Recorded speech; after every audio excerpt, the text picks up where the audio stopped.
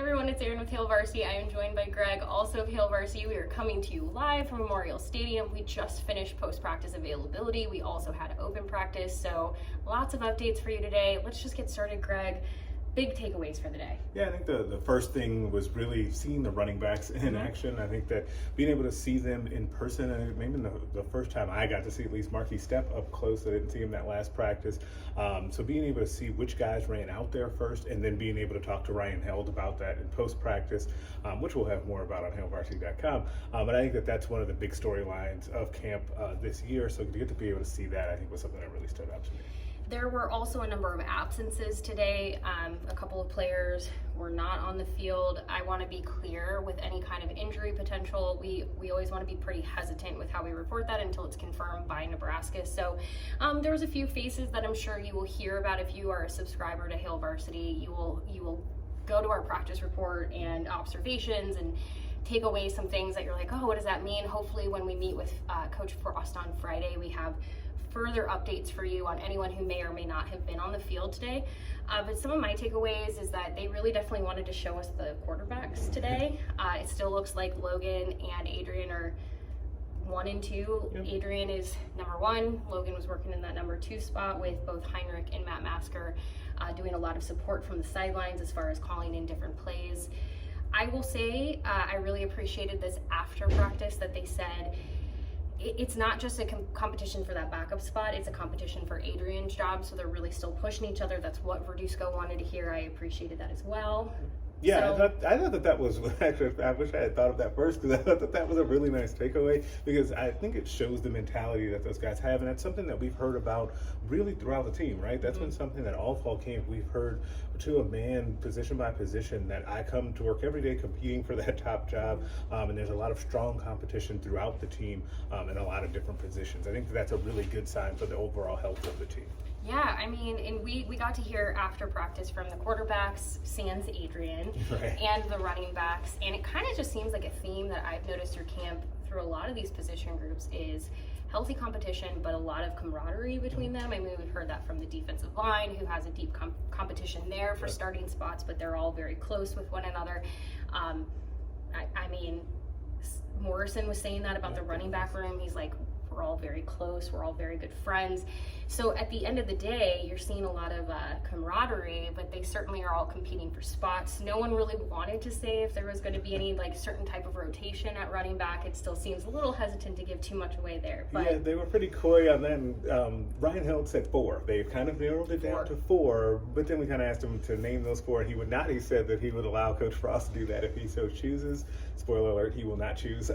So we'll see when that is made available. But they are trying to pare it down, and I think Ryan Held thinks that in the next week or so they'll really have a solid rotation of what they're going to start with for Illinois Prep. Yeah, and they just competed on Sunday in a scrimmage. That was a really one of the first opportunities for them to see sort of what a depth chart would look like, competition against one another. We obviously didn't get to see that depth chart, that scrimmage.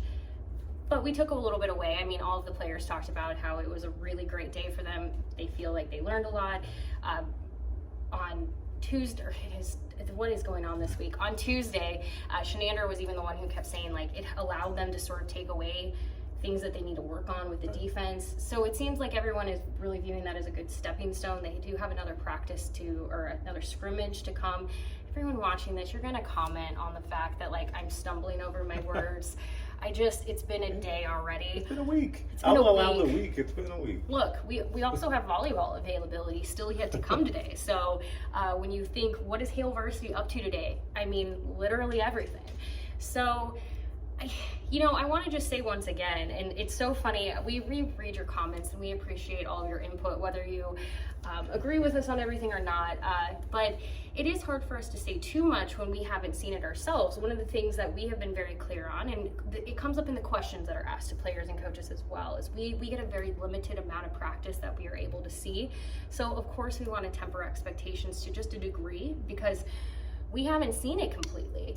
And I think, it's okay to have tempered expectations. That doesn't mean that we don't maybe know what's going on. It's just we want to be careful with what we report until we, get to see it ourselves, right? Yeah, and I think that, and to your point about the players, like a lot of them have mentioned that, right? About how not just that, like, we haven't seen a lot, but that to temper expectations, but also they're working hard behind the scenes and they understand that fans are really improvement mode right now. I think Gabe Irvin said that his position group, the running back group today, had the biggest chip on the shoulder of anyone on the team. It was either Irvin or Morrison. I know both of them referenced that.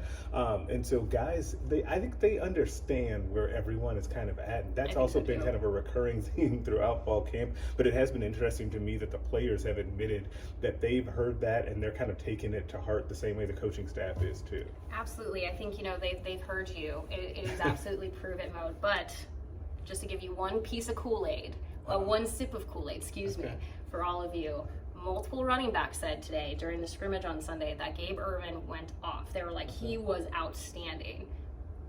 Okay. So you can believe in the Gabe Irvin hype train? Boy, I was trying to think of something else to go with. Got your Kool-Aid, jump on board. I see the headline for this really being made already. Well, we appreciate you. We'll be back, or at least I will, for sure. Maybe I'll coerce one of my other coworkers into a video with me. But if Coach Frost does speak with the media on Friday, that is typically when we get things like more concise updates on players being out for various reasons. He may, like Greg said, probably won't give us his running back rotation, but we can certainly ask. We will be here for practice. We'll continue to provide you updates. Like I said, we'll be at volleyball practice, so stick with Hail Varsity. Go bookmark the website, subscribe here on YouTube, like us on Facebook, Twitter, Instagram, TikTok, you name it. We'd love to have you. On behalf of Greg and I, thank you for watching. If you have questions, by the way, ask them wherever. You can tweet them at us. You can reply right here on YouTube, and we'll try to answer them if we can. We always love to hear from you. All right, we'll talk to you later.